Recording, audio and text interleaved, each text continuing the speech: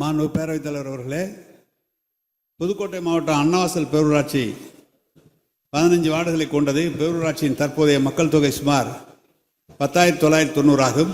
இப்பேரூராட்சியின் மொத்த பரப்பளவு 10,138 சதுர மீட்டர் ஆகும். அன்னவாசல் பேரூராட்சி எல்லைக்கு உட்பட்ட வார்டு எண் 1 பொதுப்பணித்துறைக்கு சொந்தமான பெரிய குளம் சுமார் 455 ஏக்கர் பரப்பில் உள்ளது. ஒவ்வொரு ஆண்டும் மாசிமக திருவிழா, ஆலடியம்மன் கோயில் திருவிழா இப்பேரூராட்சி பகுதியில் கொண்டாடப்பட்டு வருகிறது. இவ்விழா முடிவுற்ற பின்னர் பெரிய குளத்தில் நீர் சேகரம் இல்லாத பகுதியில் தற்காலிக ஜல்கட்டு விழாவிற்குரிய திடல் அமைக்கப்பட்டு விழா கொண்டாடப்பட்டு வருகிறது. இவ்விழாவிற்கு சுமார் 6000 பொதுமக்கள் வந்து செல்கின்றனர். இப்பேரூராட்சியில் 5 மேல்நிலை நீர்த்தேக்க தொட்டிகளும் 96 சிறு மின்விசை பம்புகளும் பொதுமக்களின் பயன்பாட்டில் இருந்து வருகின்றன. ஜல்லிக்கட்டு விழா நடைபெறும் வார்டு 1 30,000 லிட்டர் கொள்ளளவு கொண்ட மேல்நிலை நீர்த்தேக்க தொட்டி 1 மற்றும் சிறு மின்விசை பம்பு 8 எண்ணிக்கையில் உள்ளது. இத்திருவிழாவின் போது மாடுபிடி வீரர்கள் மற்றும் பொதுமக்கள் பொது பயன்பாட்டிற்கு தேவையான தண்ணீரை அருகிலுள்ள சிறு மின்விசை பம்புகளில் இருந்து பயன்படுத்துகின்றனர். விழா குழுவினர் ஜல்லிக்கட்டு நடைபெறும் நாளில் தற்காலிக டேங்கர் மூலம் குடிநீர் விநியோகம் செய்து வருகின்றனர். மேலும் அப்பகுதியில் அருகே அமைந்துள்ள மேல்நிலை நீர்த்தேக்க தொட்டியிலிருந்து விழா நடைபெறும் நாளில் தற்காலிக குடிநீர் வழங்குவதற்குரிய நடவடிக்கைகள் பேரூராட்சியால் மேற்கொள்ளப்பட்டு வருகிறது. மாண்புமிகு உறுப்பினர் விஜயபாஸ்கர். மாண்புமிகு பேரவைத் தலைவர்களே, மாண்புமிகு அமைச்சரவர்கள் விரிவான விளக்கத்தை அளித்திருக்கிறார்கள், நன்றி. அதில் குறிப்பாக அன்னவாசல் பேரூராட்சி என்பது அந்த ஜல்லிக்கட்டுக்கு ரொம்ப புகழ்பெற்ற புதுக்கோட்டை மாவட்டத்தில் அதிகமான ஜல்லிக்கட்டு நடக்குது. அங்கே இப்போ அந்த திடலில் தாங்கள் சொன்னது போல் தேர் திருவிழா, மாசிமக திருவிழா, பூச்சிறுதல் எல்லாமே நடக்கும். ஜல்லிக்கட்டுக்காக மட்டுமல்ல, எல்லா திருவிழாக்களும் தொடர்ந்து நடக்கும். அதனால் அந்த பகுதியில் அது மட்டும் இல்லாமல் அது பக்கத்தில் வடகாடு என்ற பகுதி கிராம மக்கள் வசிக்கிறாங்க. அவங்களுக்கும் சேர்த்து தான் இந்த கம்பைண்டாக இந்த கேள்வியை நான் எழுப்பியிருக்கிறேன். அதனால் அந்த குடிநீர் தொட்டி என்பது அங்கே அவசியமான ஒன்று என்பதை மாண்புமிகு அமைச்சர் கவனத்திற்கு பேரவைத் தலைவராக கொண்டு வந்து அதோடு சேர்த்து அந்த வடகாடு பகுதிக்கு அந்த தடுப்புச் சுவர் அமைச்சு அந்த பாதையும் அந்த செல்லக்கூடிய சாலையும் அதை சீர் செய்ய வேண்டும் என்று கேட்டு சொல்கிறேன். சமீபத்தில் பேரூராட்சி செயலாளர் கூட இயக்குனர் கூட அங்கே ஆய்வு செய்துவிட்டு அறிக்கை அனுப்பியிருக்கிறார் என்பதை மாண்புமிகு அமைச்சர் கவனத்துக்கு கொண்டு வருகிறார். மாண்புமிகு அமைச்சர். மாண்பு பேரவைத் தலைவர் அவர்களே, மாண்பு உறுப்பினர் அவர்கள் அவசியம் தேவை ஏற்படும் என்று சொன்னால் மேல்நிலை நீர்த்தேக்க தொட்டி கட்டுவதிலே ஒன்றும் மாறுபாடான கருத்தல்ல. சம்பு வேண்டும் என்று கேட்டீர்கள். அதையும் உரிய முறையிலே நிதி ஒதுக்கப்பட்டு அந்த சம்பு கட்டுவதற்குரிய நடவடிக்கை எடுக்கப்படும் என்பதை தெரிவித்துக் கொள்கிறேன். மாண்புமிகு உறுப்பினர் விஜயபாஸ்கர். நன்றி. மாண்புமிகு பேரவைத் தலைவர்களே, அதோட அந்த அன்னவாசல் பேரூராட்சியுடைய மையப்பகுதியில் ஒரு குப்பை கிடங்கு இருக்குது, சாலிட் வேஸ்ட் மேனேஜ்மெண்ட்டுக்காக. அது அங்கே இருக்கக்கூடிய பொதுமக்களுக்கு கொஞ்சம் சுகாதாரக்கேடாக இருக்குது. அதையும் ஊருக்கு வெளிப்புறமாக அதை அமைத்தர வேண்டும் என்ற கோரிக்கையோடு இந்த ஜல்லிக்கட்டுக்காக இந்த கேள்வி ஜல்லிக்கட்டு என்பது நம்ம நாடி நரம்பு நம்முடைய ரத்தத்தில் ஊறிய விஷயம். 9 துறையிட நம்ம என்ஓசி வாங்கி தான் இந்த ஜல்லிக்கட்டு நடத்துகிறோம். அதனால் எங்கெல்லாம் ஜல்லிக்கட்டு நடக்குதோ, அது பேரூராட்சியிலும் நடக்குது, நகராட்சியிலும் நடக்குது, மாநகராட்சியிலும் நடக்குது, ஊராட்சியும் நடக்குது. அந்த ஜல்லிக்கட்டு விழா நடக்கின்ற பொழுது அது அரசு சார்பிலே, மாவட்ட நிர்வாகத்துடைய சார்பிலே, அந்தந்த பேரூராட்சி நகராட்சி சார்பிலே ஜல்லிக்கட்டு வீரர்களுக்கும் அங்கே இருக்கக்கூடிய பார்வையாளர்களுக்கும் ஆர்வலர்களுக்கும் இந்த குடிநீர் வசதியை எப்பொழுதுமே ஏற்பாடு செய்தர வேண்டும் என்ற கோரிக்கையும் பேரவைத் தலைவராக வைத்து அமர்கின்றேன். நன்றி. மாண்புமிகு அமைச்சர். மாண்பு பேரவைத் தலைவர்களே, குப்பைகளை பேரூராட்சியிலிருந்து தள்ளி கொண்டு வைக்க வேண்டும் என்று சொன்னால் நிலம் அரசாங்கத்துக்கு சொந்தமான நிலம் இருக்குமானால் மாவட்ட ஆட்சித்தலைவர் மூலமாக இந்த நிலத்தை கையகப்படுத்தி குப்பைகளை மாற்றுவதற்குரிய நடவடிக்கை எடுக்கலாம். அப்படி இடம் இல்லாத பட்சத்தில் நாங்களே ஒரு இடத்தை தேர்வு செய்து அது விலை தர வேண்டும் என்று சொன்னாலும் அரசு சார்பாக அந்த விலையை தந்து அந்த இடத்தை வாங்கி செய்யலாம். அடுத்து வடகாட்டு பகுதியில் ரிட்டைனிங் வால் கட்ட வேண்டும் என்று நீங்கள் சொல்லியிருக்கிறீர்கள். அதை உள்ளே நுழையும் போது எங்களுடைய துறையினுடைய டிடிபி அவர் என்ன சொன்னார் என்று சொன்னால், ஒப்புதல் கொடுத்திருக்கிறார்களே தவிர எழுதி தந்தால் நாங்கள் சாலையை அகலப்படுத்தி இந்த பணியை செய்ய முடியும். ஒப்புதல் என்ற அளவில் இல்லாமல் உரிய முறையில் அவர்கள் எழுதி தர வேண்டும் என்று சொன்னார். அப்படி எழுதி தந்தால் சாலையை அகலப்படுத்தி உங்களுக்கு தேவையான வசதிகளை செய்ய முடியும் என்பதை தெரிவித்துக் கொள்கிறேன். எவ்வளவுதான் நீங்கள் புதுக்கோட்டையில் ஜல்லிக்கட்டு நடத்தினாலும் இங்கே சூரியூரில் எங்களுடைய கல்வித்துறை அமைச்சர் தான் உனக்கு பட்டம் ஜல்லிக்கட்டு நாயகர் என்ற பட்டமே கொடுத்தார். எதையும் திருச்சி தான் உங்களுக்கு முதலிடமாக இருக்கும். மாண்புமிகு உறுப்பினர் வேலுமணி.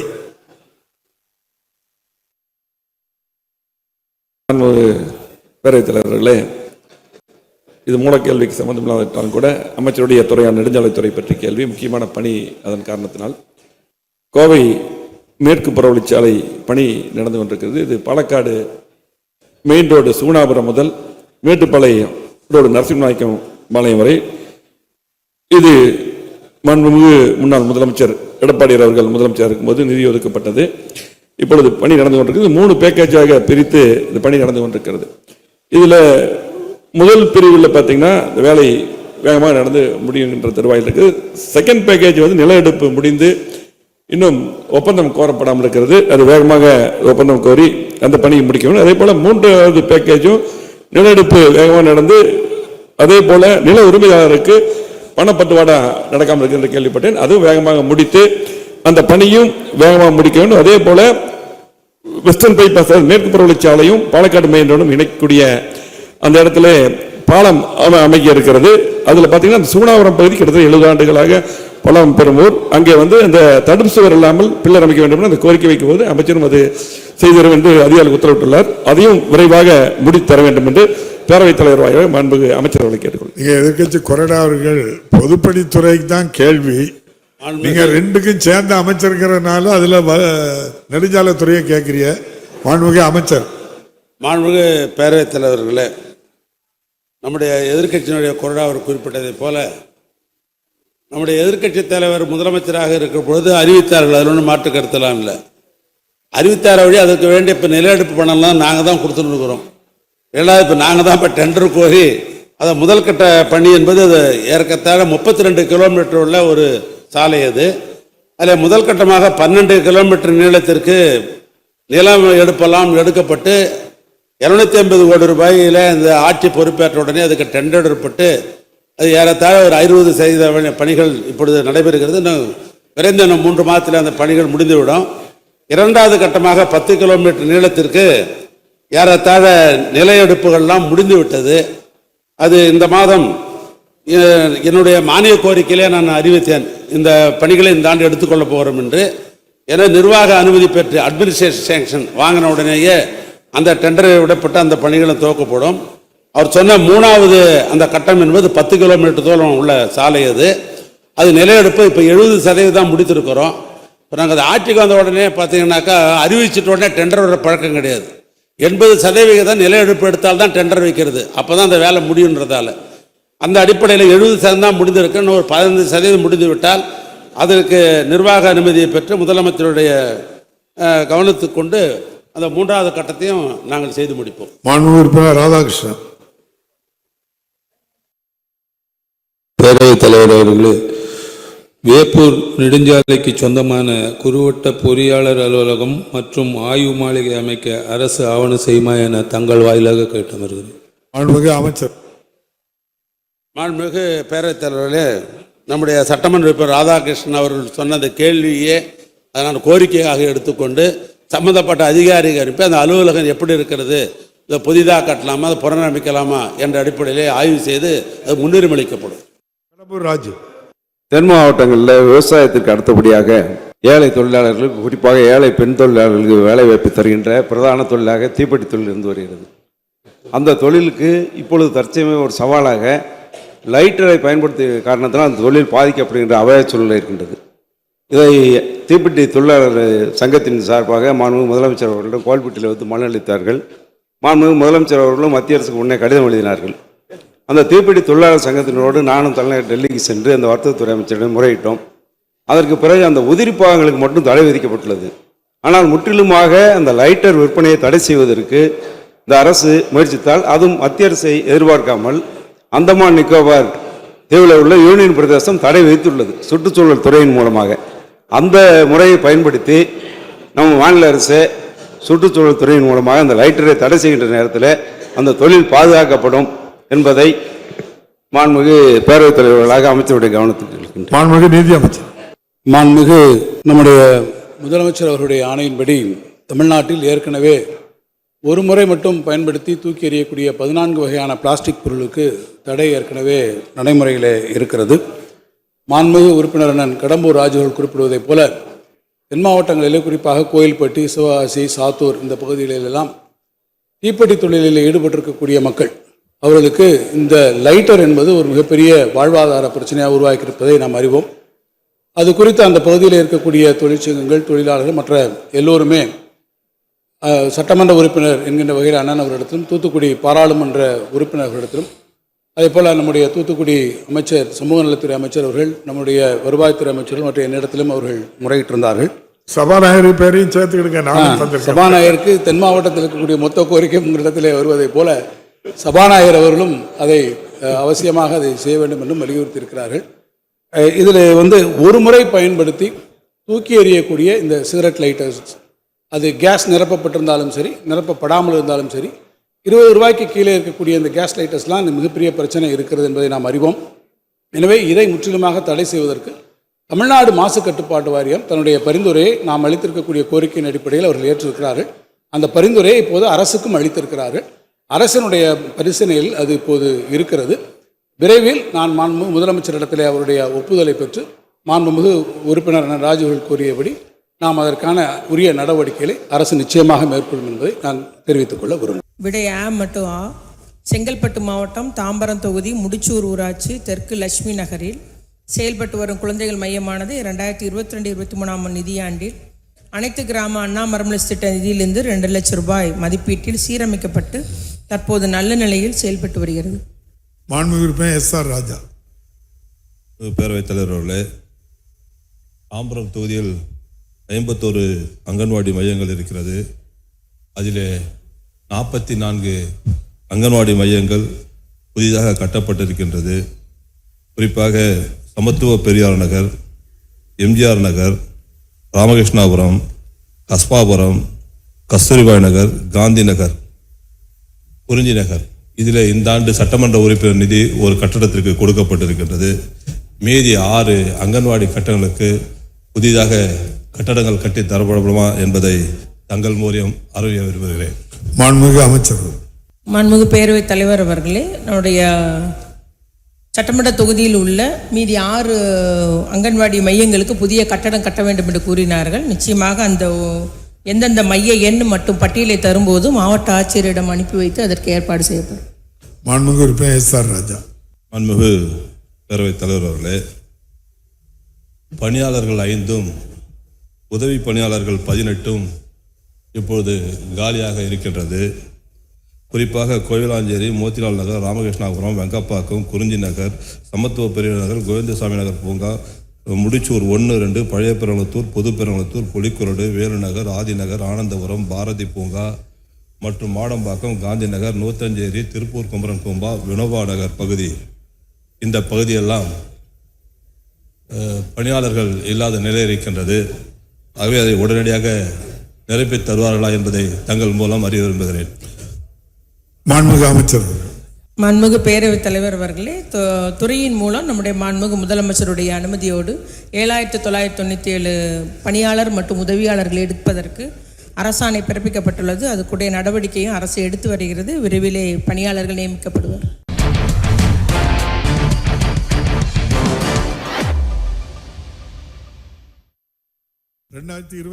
ஆண்டு தமிழ்நாடு கள்ளச்சாராயக்காரர்கள், கடினி வெளிச்சட்ட குற்றவாளிகள், மருந்து சரக்கு குற்றவாளிகள், வன குற்றவாளிகள், குண்டர்கள், விபச்சார தொழில் குற்றவாளிகள், மணல் கடத்தல் குற்றவாளிகள், பாலியல் குற்றவாளிகள், குடிசை பகுதி நில அபகரிப்பாளர்கள் மற்றும் காணொலி திருடர்கள் ஆகியோரின் அபாயகரமான நடவடிக்கைகளை தடுத்தல் திருத்த சட்ட முன்வடிவு மாண்புமிகு சட்டத்துறை அமைச்சர் அவர்கள். பேரவைத் தலைவர் அவர்களே, 2025 ஆண்டு தமிழ்நாடு கள்ளச்சாராயக்காரர்கள், கணினி வெளிச்சட்ட குற்றவாளிகள், மருந்து சரக்கு குற்றவாளிகள், வனக்குற்றவாளிகள், குண்டர்கள், விபச்சார தொழில் குற்றவாளிகள், மணல் கடத்தல் குற்றவாளிகள், பாலியல் குற்றவாளிகள், குடிசை பகுதி நில அபகரிப்பாளர்கள் மற்றும் காணொளி திருடர்கள் ஆகியோரின் அபாயகரமான நடவடிக்கைகளை தடுத்தல் திருத்த சட்ட முன்வடிவை அறிமுகம் செய்ய அனுமதி கோருகிறேன். அமைச்சர்களின் தீர்மானம் பேரவையின் முடிவுக்கு விடப்படுகிறது. ஏற்போர் ஆம் என்க, மறுப்போர் இல்லை என்க. ஏற்போரே அதிகம் என்று கருதுகிறேன். ஏற்போரே அதிகம். தீர்மானம் நிறைவேறியது. மாண்புமிகு சட்டத்துறை அமைச்சர் அவர்கள். மாண்புமிகு பேரவைத் தலைவர் அவர்களே, மேற்படி சட்ட முன்வடிவை அறிமுகம் செய்கிறேன். தமிழ்நாடு பணக்கடன் வழங்கும் நிறுவனங்கள் வலுக்கட்டாயமாக நடவடிக்கைகளை தடுத்தல் சட்ட முன்வடிவு மாண்புமிகு துணை முதலமைச்சர் அவர்கள். மாண்புமிகு பேரவைத் தலைவர் அவர்களே, 2025 ஆண்டு தமிழ்நாடு பணக்கடன் வழங்குகின்ற நிறுவனங்கள், அதாவது வலுக்கட்டாய நடவடிக்கைகளை தடுத்தல் சட்ட முன்வடிவை அறிமுகம் செய்ய அனுமதி கோருகின்றேன். மாண்புமிகு துணை முதலமைச்சர் அவர்களின் தீர்மானம் பேரவையின் முடிவுக்கு விடப்படுகிறது. ஏற்போர் ஆம் என்க, மறுப்போர் இல்லை என்க. ஏற்போரே அதிகம் என்று கருதுகிறேன். ஏற்போரே அதிகம். தீர்மானம் நிறைவேறியது. மாண்புமிகு துணை முதலமைச்சர் அவர்கள். மாண்புமிகு பேரவைத் தலைவர் அவர்களே, மேற்படி சட்ட முன்வடிவை நான் அறிமுகம் செய்கின்றேன். 2025 ஆண்டு தமிழ்நாடு கள்ளச்சாராயக்காரர்கள், கணினி வெளிச்சட்ட குற்றவாளிகள், மருந்து சரக்கு குற்றவாளிகள், வன குற்றவாளிகள், குண்டர்கள், விபச்சார தொழில் குற்றவாளிகள், மணல் கடத்தல் குற்றவாளிகள், பாலியல் குற்றவாளிகள், குடிசை பகுதி நில அபகரிப்பாளர்கள் மற்றும் காணொலி திருடர்கள் ஆகியோரின் அபாயகரமான நடவடிக்கைகளை தடுத்தல் திருத்த சட்ட முன்வடிவு மாண்புமிகு சட்டத்துறை அமைச்சர் அவர்கள். மீன் வலைகளிலிருந்து புதிய பொருட்களை உருவாக்கக்கூடிய வகையில் அந்த மீன் வலை சேகரிப்பு மையங்களை நம்முடைய மாண்புமிகு முதலமைச்சர் அவர்கள் காசிமேட்டிலே 24ஆம் வருடம் ஆகஸ்ட் 14ஆம் தேதி அவர்கள் உருவாக்கி திறந்து வைத்திருக்கிறார்கள். இந்த மீன் சேகரிப்பு மையத்தால் இதுவரை 12,744 கிலோகிராம் கைவிடப்பட்டிருக்கக்கூடிய மீன் வலைகள் சேகரிக்கப்பட்டு அதற்கு ஈடாக ஏறத்தாழ 5 லட்சம் ரூபாய் நம்முடைய மீனவர்களுக்கு வழங்கப்பட்டிருக்கிறது. இந்த மீன் வலைகளை மீண்டும் மறுசுழற்சி செய்வதன் மூலமாக கடலோர சுற்றுச்சூழல் பெரும் மேம்பாட்டினை பெற்றிருக்கிறது என்பதை நான் இங்கே தெரிவிக்க விரும்புகிறேன். அதே போல பல இடங்களில் நாம் பார்த்திருக்கிறோம், இந்த கழிவுகளை கொட்டிவிட்டு போகிறார்கள் என்று சொல்லக்கூடிய அவர்களெல்லாம் தடுப்பதற்கான பறக்கும் படைகள் ஏற்கனவே உருவாக்கப்பட்டிருக்கிறது. இன்னும் சொல்ல வேண்டுமென்றால் மணலி போன்றிருக்கக்கூடிய இடங்களிலே பெரிய தொழிற்சாலையிலே வரக்கூடிய கழிவுகள் எந்த அளவிலே போயிருக்கிறது என்பதை சொல்வதற்கான நிலைமைகள் வந்திருக்கிறது. குறிப்பாக நம்முடைய மேட்டூர் சட்டமன்ற உறுப்பினர் அவர்கள் தொடர்ந்து என்னிடத்தில் சதாசிவம் அவர்கள் அவருடைய பகுதியிலே அந்த ஆறு மாசுபடுவது அதை தடுத்து நிறுத்த வேண்டும் என்று என்னிடத்தை கேட்டிருக்கிறார். கவன ஈர்ப்பு தீர்மானம் கொடுத்திருக்கிறார். ஆக அப்படிப்பட்ட இடங்களில் இவற்றையெல்லாம் தடுத்து நிறுவதற்கான அந்த பணிகளை சுற்றுச்சூழல் வாரியம் செய்து கொடுக்கும் என்பதை நான் தெரிவித்துக் கொள்ள விரும்புகிறேன். மதுராந்தகம் அன்றைக்கு கேள்வி நேரத்திலே நம்முடைய சட்டமன்ற உறுப்பினர் அவர்கள் இங்கே மரகதம் குமரவேல் அவர்கள் இங்கே எழுப்பினார்கள். எனவே மதுராந்தகம், அரக்கோணம், குளித்தலை, சீர்காழி, சாத்தூர் மற்றும் திருச்செந்தூர் ஆகிய 6 இடங்களில் புதிய சார்நிலை அலுவலக கட்டடங்கள் அமைக்கப்படும் என்கின்ற அறிவிப்பு உட்பட இந்த நிதித்துறையினுடைய அறிவிப்புகளையும் அதேபோல் சுற்றுச்சூழல் காலநிலை மாற்றத்துறையில் மிக குறிப்பாக காலநிலை கல்வி ஏற்படுத்தப்படும், கடல் மட்ட உயர்வு மற்றும் கடலரிப்பு உயிர்க்கேடயங்கள் அமைக்கப்படும், ராஜபாளையம் சஞ்சீவமலை மறுசீரிப்பு மற்றும் காடு வளர்ப்பு திட்டங்கள் செயல்படுத்தப்படும், ராஜபாளையம் நகரில் காலநிலை மீள்திறனை ஏரிகள் மறுசீரமைப்பு செய்யப்படும், கைவிடப்பட்ட சுரங்கங்கள் மீட்டெடுக்கப்படும் உள்ளிட்டிருக்கக்கூடிய அனைத்து அறிவிப்புகளையும் நான் இந்த மன்றத்திலே படித்தாக கருதி ஏற்றுக்கொள்ள வேண்டும் என்று அன்போடு கேட்டு நன்றியோடு அமைகிறேன். நன்றி, வணக்கம். விவாதம் முடிவுற்றது. இப்போது